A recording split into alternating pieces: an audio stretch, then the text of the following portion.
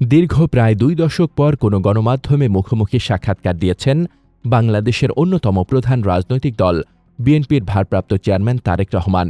BBC বাংলার সঙ্গে দীর্ঘ এই সাক্ষাৎকারে আগামী নির্বাচনে দলের কৌশল, আওয়ামী লীগের রাজনীতি ও তাদের নেতাকর্মীদের বিচার, বাংলাদেশের নির্বাচন কেন্দ্রিক রাজনীতিসহ সমসাময়িক নানা বিষয়ে বিএনপির অবস্থান তুলে ধরেছেন তারেক রহমান।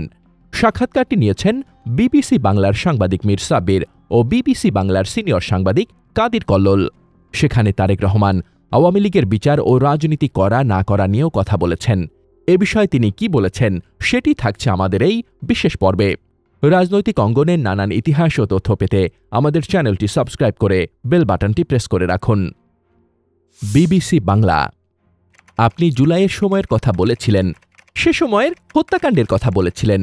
সেই জুলাই গণঅভ্যুত্থানে ক্ষমতাচ্যুত আওয়ামী লীগের ব্যাপারে আপনাদের বা বিএনপির অবস্থানটা কি আসলে?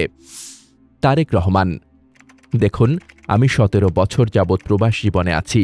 1-11 তথাকথিত 1-11 সরকারের সময় যে শারীরিক নির্যাতন আমার উপর হয়েছিল, তারপরে চিকিৎসার জন্য আমি এই দেশে আসি।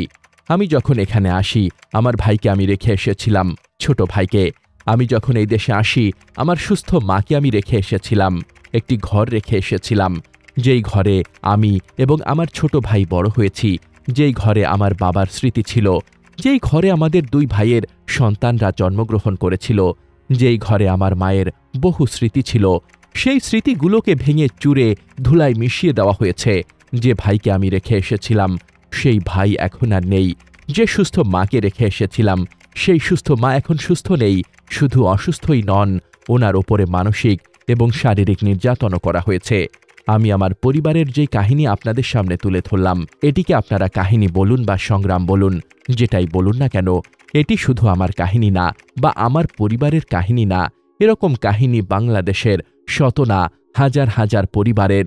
যে পরিবারের বাবা, যে পরিবারের ভাই, যে পরিবারের স্বামী, তার ঘর বাড়ি ধ্বংস করে দেওয়া হয়েছে, হ্যান্ডকাপ পরা অবস্থায় হাসপাতালের বারান্দায় মারা গিয়েছে, তা না হলে হ্যান্ডকাপ পরা অবস্থায় জেলের ভিতরে মারা গিয়েছে, সহায় সম্পত্তি ধ্বংস করে দেওয়া হয়েছে।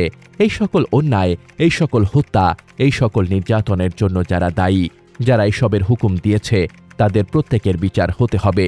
এটি প্রতিশোধের কোনো বিষয় নয়, এটি ন্যায়ের কথা, এটি আইনের কথা। অন্যায় হলে তার বিচার হতে হয়। কার সম্পর্কে কি মনোভাব সেটি গুরুত্বপূর্ণ নয়। বিবিসি বাংলা। এখানে একটা বিষয় আলোচনায় এসেছে যে যারা অপরাধী তাদের বিচার হবে, কিন্তু দল হিসেবে আওয়ামী লীগ তাদের রাজনীতিতে অংশগ্রহণ করতে পারা না পারার প্রশ্নে বিএনপিরও অনেক নেতা অনেক সময় বলেছেন যে কোনো রাজনৈতিক দলকে নিষিদ্ধ করার পক্ষে তারা নন। তো এখন নির্বাচন সামনে আসছে, ফলে আওয়ামী লীগ রাজনীতি করতে পারবে কি পারবে না সে ধরনের একটা প্রশ্ন আসছে। তো সেই জায়গাতে বিএনপির অবস্থানটা কি হতে পারে? তারেক রহমান। দল হিসেবে তারা যদি অন্যায় করে থাকে, তাহলে দেশের আইন অনুযায়ী তার বিচার হবে, দেশের আইন সিদ্ধান্ত নেবে। বিবিসি বাংলা। তার মানে এটা আদালতের বিষয় বলে মনে করছেন? তারেক রহমান। দল হিসেবে যদি অন্যায় হয়ে থাকে তাহলে তাই হবে। সোজা কথায় অন্যায়কারীর বিচার হতে হবে। তো সেটি ব্যক্তি হোক, সেটি দলই হোক, যারা জুলুম করেছে তাদের তো বিচার হতে হবে। সেটি ব্যক্তিও হতে পারে, সেটি দলও হতে পারে। বিবিসি বাংলা। আপনি ব্যক্তিগতভাবে কি মনে করেন, আওয়ামী লীগের কি বাংলাদেশের রাজনীতিতে থাকা উচিত নাকি না? তারেক রহমান। আমার মনে হয় আপনার কোনো কোনো প্রশ্নের উত্তরে আমি মনে হয় বলেছিলাম যে আমরা রাজনীতি করি জনগণের জন্য। আমরা বিশ্বাস করি এবং বিভিন্ন সময় বলিও, আমরা বিএনপি যারা করি, আমাদের রাজনৈতিক সকল ক্ষমতার উৎস জনগণ। আমি দৃঢ়ভাবে বিশ্বাস করি এবং বিশ্বাস করতে চাই যে দলের ব্যক্তিরা বা যে দল মানুষ হত্যা করে, মানুষ গুম করে, মানুষ খুন করে, দেশের মানুষের অর্থ সম্পদ লুটপাট করে বিদেশে পাচার করে, জনগণ তাদেরকে সমর্থন করতে পারে বলে আমি মনে করি না। জনগণ যদি সমর্থন না করে, কোনো রাজনৈতিক দল বা কোনো রাজনৈতিক সংগঠনের টিকে থাকার তো কোনো কারণ আমি দেখি না।